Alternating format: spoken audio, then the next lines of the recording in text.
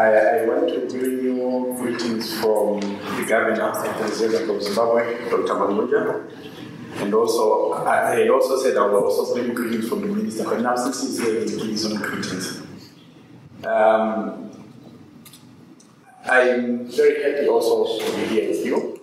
And I just want to make a few comments to the delegates that are gathered here. As you know, I'm not a miner, I'm an economist, so I'll try and speak more towards economic issues than mining issues. But I hope that what I'm going to say will be of benefit also to as we decide as miners. The mining sector for us in Zimbabwe is very important. In 2019, we are projecting a growth rate of 3.1%. Slower than what we've been projecting all along. But what is important for this meeting is to mention that the main driver of that growth is going to be the mining sector, which we expect to grow by 7.5%. And it's much higher than the next sector that will drive that growth, which is hotels, distribution, and accommodation, which will contribute only 5%. Which will grow by 5%, sorry, and communication. So clearly mining is very important for the growth of the Zimbabwean economy going forward. But for us as a central bank, it's even more important because the mining sector contributes 60% of our foreign currency revenues. Now, what does that mean? In a multi-currency or dollarized economy like ours, there's two ways that your stock of money, there's two ways that your stock of money increases or decreases. It increases when you export. It decreases when you import. So the management of liquidity in a dollarized economy is really influenced by exports and imports. Where the exports, as I said, exports increase the stock of money in the economy, and imports decrease or reduce the stock of money in the economy. So mining for us is the sector that actually increases the stock of money in the economy. And for Zimbabwe especially significant because at the same time also there is not a single sector in the country that does not require imports. So import dependence levels are pretty high, especially in manufacturing. In transport they can go as high as 80% in terms of import dependency. So clearly for us, mining is that golden goose that lays the golden egg of foreign currency. And so therefore we're very encouraged when there's an interest to invest in mining.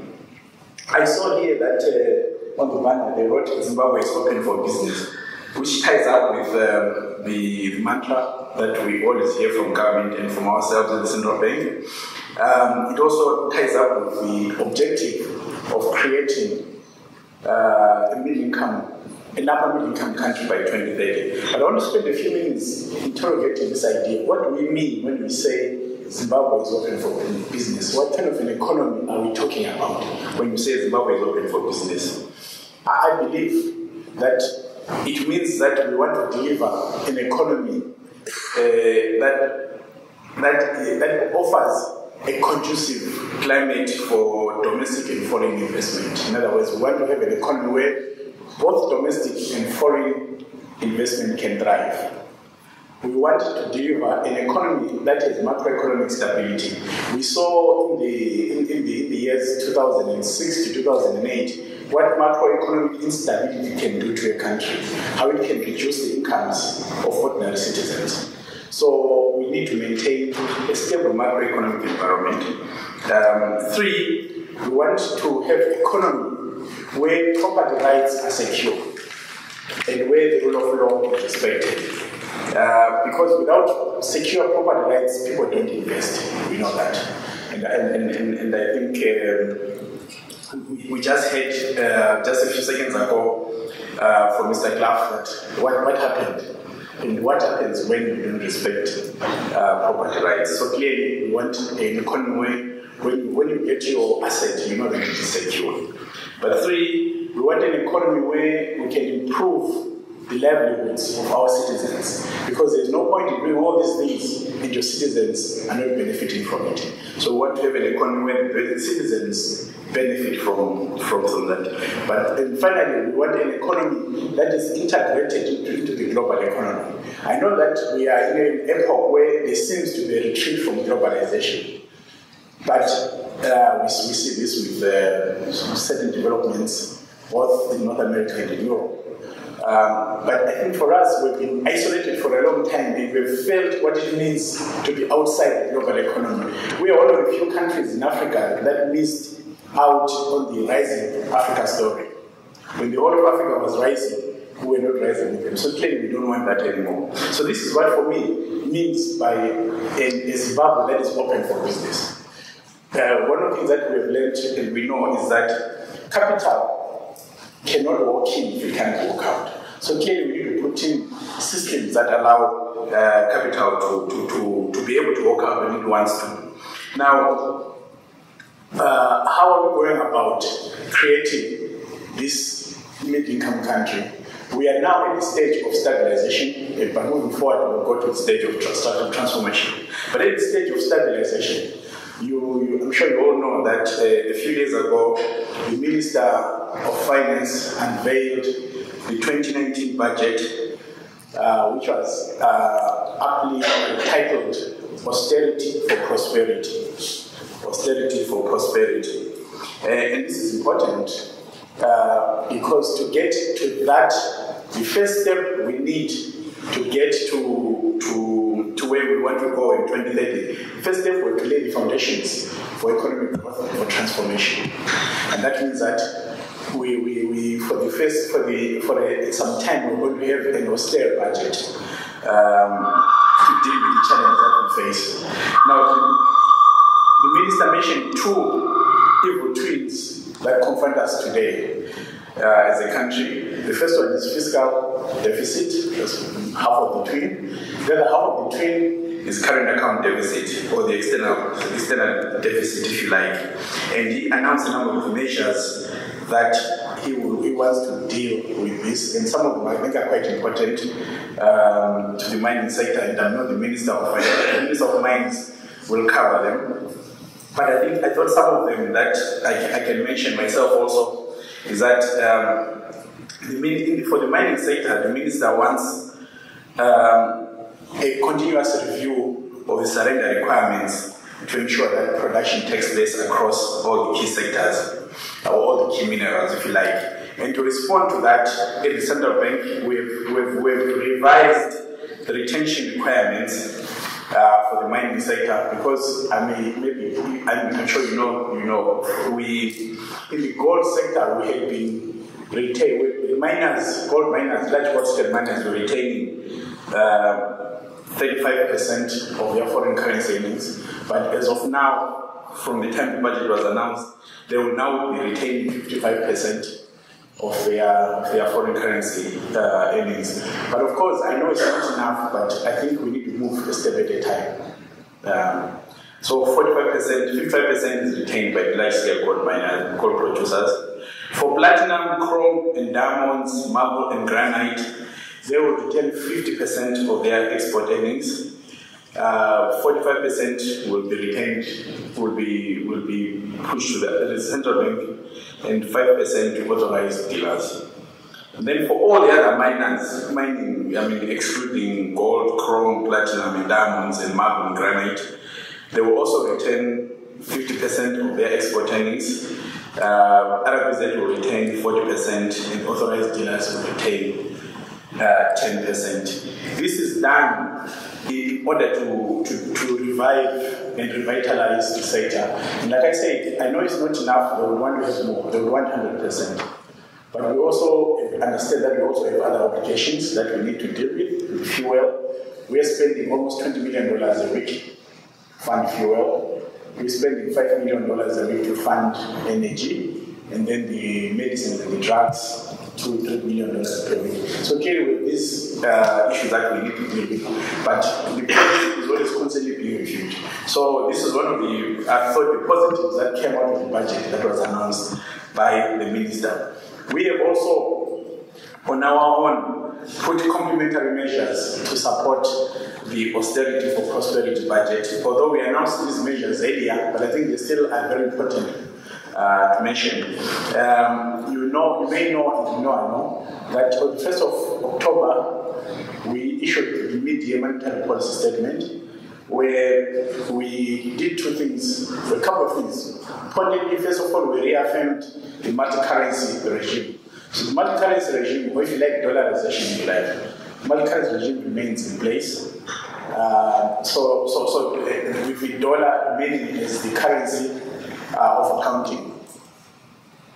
Secondly, because of the issues that surround confidence issues, confidence levels, we separated the foreign currency accounts into two. The first account is what we call an RTGS account. And this is an account that involves mostly domestic US dollars, if you like. Then we have a Nostro account that normally is where you keep your foreign US dollars, and that is an account that is used to pay for imports, to pay for all the external payments that you can think of.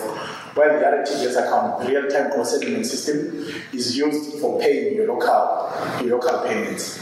So we separated these two accounts, but I must emphasize, because there's a bit of a confusion in the market, people think that these are two currencies. They are not currencies, they are accounts.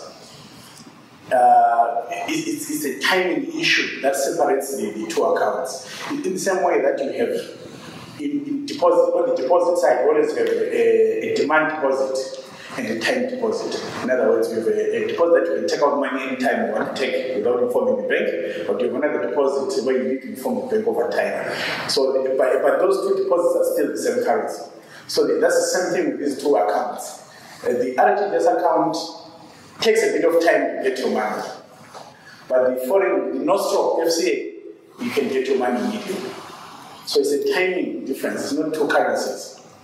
Of course, we know that once you separate them, you create some arbitrage opportunities. People want to arbitrage between the two accounts, not the currencies, but the two accounts. So what we have said then is that for now, the arbitrage, if you want to trade in these accounts at an official level, will remain in parity because of the same account. That's not to deny the fact that we know that there is a black market out there, but at an official level, you're maintaining a type of an exchange rate, if you like. So we've kept these accounts. Why did we do this? We did this because we wanted to build confidence that when people bring in their money to Zimbabwe, it sits in a Nostro account, which means they can move it anytime they want to move it. They don't have to wait all the time, because the RTGS account requires that we find the dollars for people to use it for paying for making foreign payments. So that's what we're trying to do. But we realize that there are a lot of people who earn their money in local US dollars, if you like, in the RTGS account, but they do require imports. So we've negotiated with some facilities which will be used to liquefy those accounts that are sitting in the RTGS. And you've seen in the press, we've negotiated a number of with African Bank and a few others. So for us, that is very important. But to deal with all these issues, and this is a matter of remarks, to deal with all these issues, it's important that we restore confidence in the economy, in the system. So confidence is, if you like, the elephant in the room.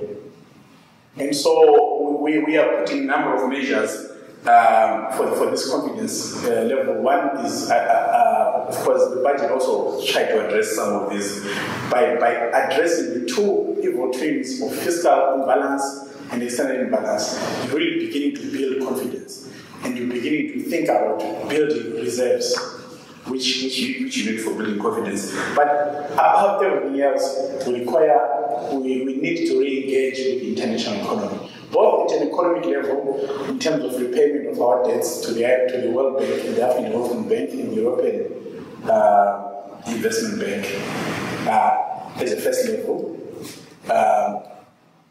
And the minister and the governor are actually leading a committee that is looking into this, and we're making a lot of progress on that side. We also need political re-engagement. As you know, that we have applied to rejoin the Commonwealth. So, but these are also just confidence-building measures towards creating a Zimbabwe that we want, one that is open for business. I thank you very much.